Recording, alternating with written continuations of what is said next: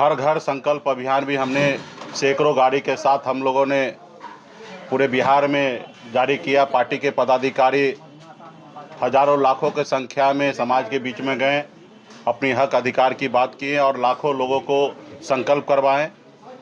उसी क्रम में अभी हम लोगों ने निर्णय लिया है कि पूरे बिहार में, यूपी में, झारखंड में 14 जगह जनसभा करेंगे। ये बड़ी रैली होगा, हर जगह कम से कम लाख सवा लाख लोग वहाँ पे पहुँचेंगे। वहाँ पे मैं जाऊँगा और वहाँ पे अपने हक अधिकार की बात करेंगे। और वो रैली जो है 29 तारीख से चालू होगा। 29 नवंबर को मोतिहारी में, शिवहर में रैली होना है। 30 तारीख को सहरसा, दरभंगा में रैली होना है।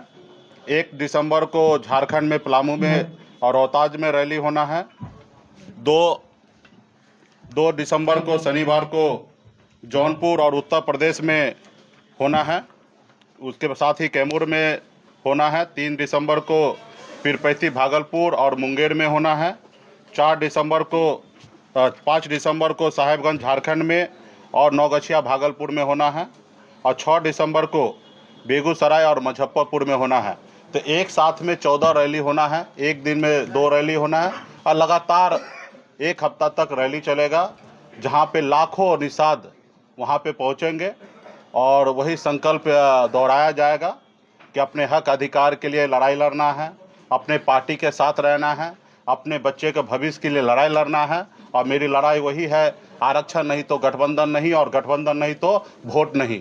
और ये निश्चित तौर पे ये जो स्लोगन है ये भारत सरकार के लिए है, क्योंकि हमारी लड़ाई जो है भारत सरकार को ही आरक्षण पूरा करना है।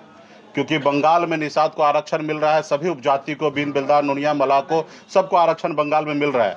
दिल्ली में निषाद के सभी उपजाति, बीन बिल्दार, नुनिया, मलाह को आरक्षण मिल रहा है, लेकिन बिहार में या झारखंड में, उत्तर प्रदेश में नहीं मिल रहा है। तो मेरा मानना है कि देश एक है, देश के प्रधानमंत्री एक है, देश के गृह मंत्री एक है, देश का संविधान एक है। फिर हमारे साथ कहीं ना कहीं भेदभाव हो रहा है। 75 साल से लोगों ने हमें यूं ही वोट लेते रहा, हमें बेवकूफ़ बनाते रहा। तो हम लोगों ने हक अधिकार के लिए लड़ाई लड़ते लड़ते, संगठन के माध्यम से लड़ते लड़ते अभी हमने पॉलिटिकल पार्टी भी बना लिया है। और आपने देखा कि किस तरीके से चढ़ाव उतार हो रहा है। अभी माननीय मुख्यमंत्री जी को भी मैं धन्यवाद देता हूं कि बिहार में उन्होंने जाति आधारित गणना उन्होंने कराया, और जाति आधारित गणना में आपने देखने के लिए मिला होगा कि बिहार में 0.10% निषाद समाज है। अगर 1 नंबर में ओबीसी में अगर हमारे यादव भाई है, तो दूसरा नंबर में निषाद समाज ही है, जो 0.10% की संख्या में पूरे बिहार में है।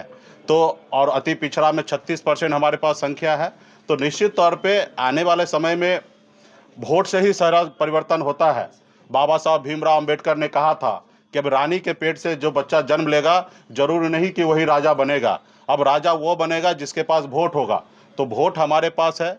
गरीब जनता का वोट से ही देश का प्रधानमंत्री चयन होता है, और गरीब जनता के वोट से ही राज्य में मुख्यमंत्री बनता है। और 10% वोट हमारे पास है।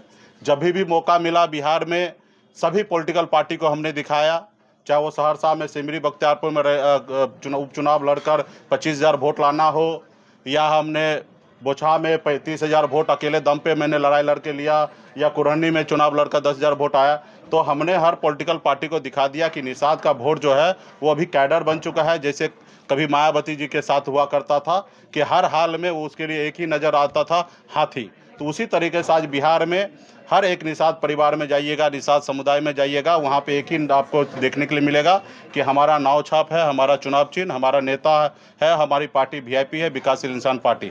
तो मजबूती से लोगों के बीच में हम लोग जा रहे हैं, काम कर रहे हैं। और आने वाला समय में निश्चित तौर पे देश का जो चुनाव होगा 2024 में, उसमें निषाद समाज यूपी, बिहार, झारखंड में एक निर्णायक वोट होगा। और अभी जो लोग जैसे भी सोचे वो सोचते रहे।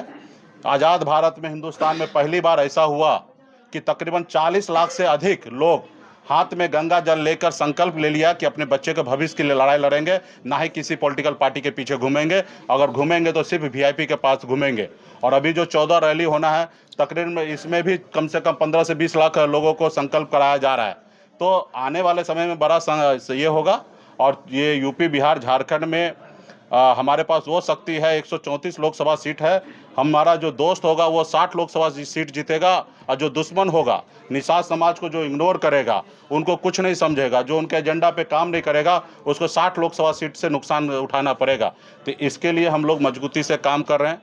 और हम तो उस कुल खानदान के लोग हैं कि हमारे पास नाव है, कभी हमारे नाव से श्री रामचंद्र जी को पार लगाए थे, इसलिए आप लोगों के लिए हमने बैनर में लगा दिया कि आप पहचानिए, हम वही केवट में हैं, और हमारे नाव पे जो बैठेगा वो पार लगेगा, जो नाव पे नहीं बैठेंगे वो मझधार में बैठ जाएंगे, पहुंचेंगे।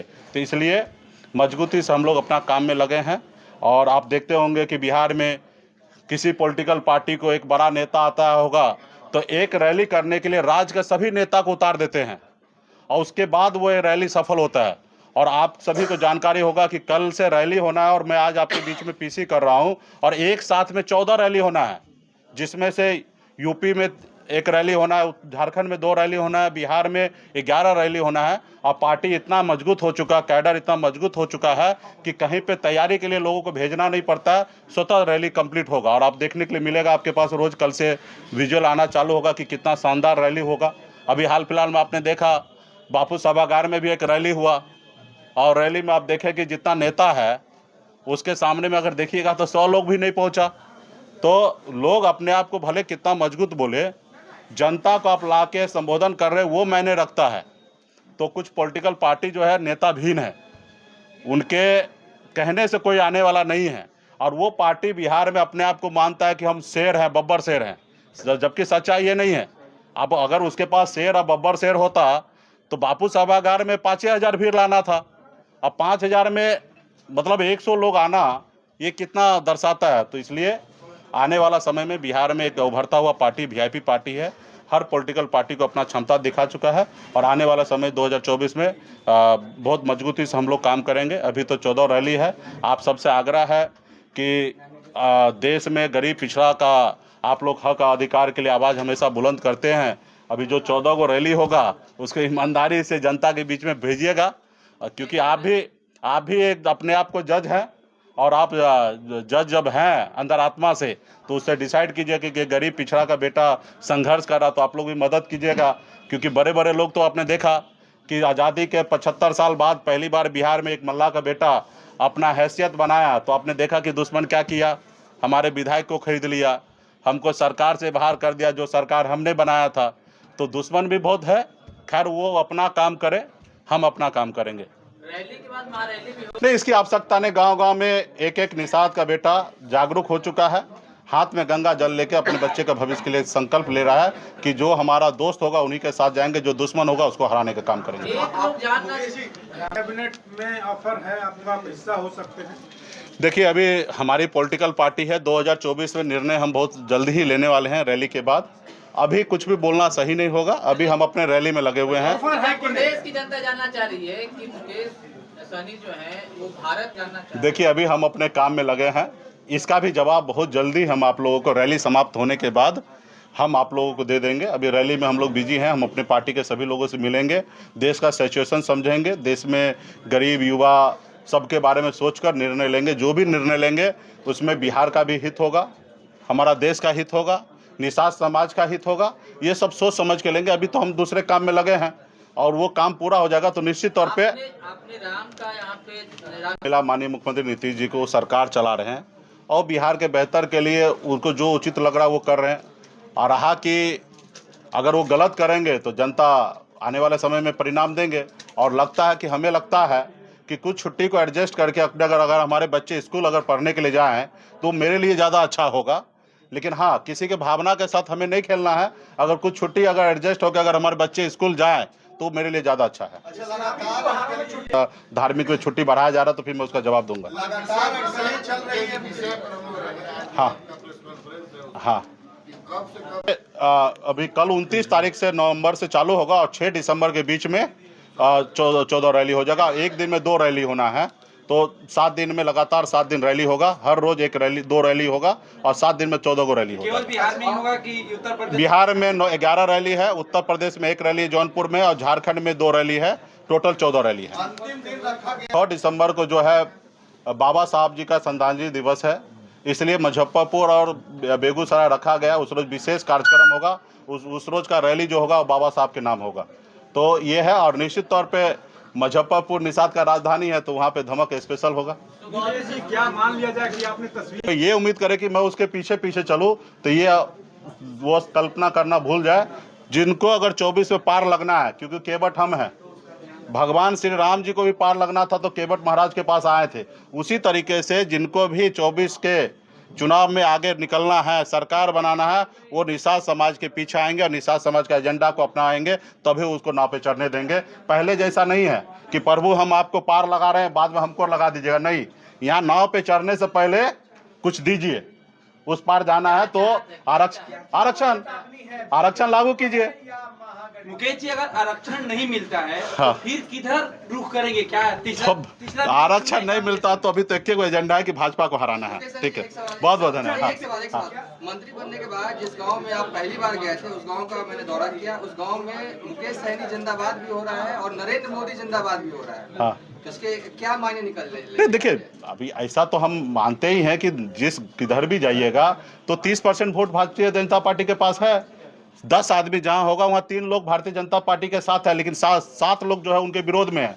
तो 3 लोग उनके जिंदाबाद कर रहे हैं, 7 लोग तो मुर्दाबाद भी कर रहे हैं ना।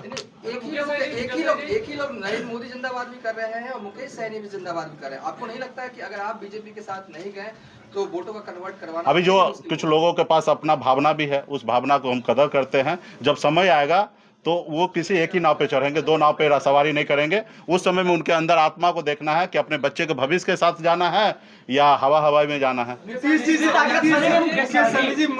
ने ऑफर किया है कैबिनेट में शामिल होने के लिए। भाई ये सब देखिए, आप सभी को बहुत बहुत धन्यवाद। नीतीश जी से हमारे अच्छे संबंध है और विशेष तौर पे नीतीश जी बिहार के लिए अच्छा काम कर रहे हैं। जैसे भी जाति आधारित गणना होने के बाद 15% आरक्षण बढ़ाएं, इसके लिए मैं तहे दिल से धन्यवाद करता हूं कि SC ST OBC का सब आरक्षण जो बढ़ाए हैं, इसके लिए मैं धन्यवाद देता हूं। तो जो काम नीतीश जी अच्छा कर रहे हैं उसके लिए उसको धन्यवाद है। अच्छा, आखिरी सवाल। हाँ, तो नाव से पार कराने के कितने सिक्के लेंगे? सीट नहीं चाहिए, आरक्षण चाहिए पहले। हाँ, सिक्के नहीं, आरक्षण चाहिए। हाँ, आरक्षण चाहिए, सिर्फ आरक्षण।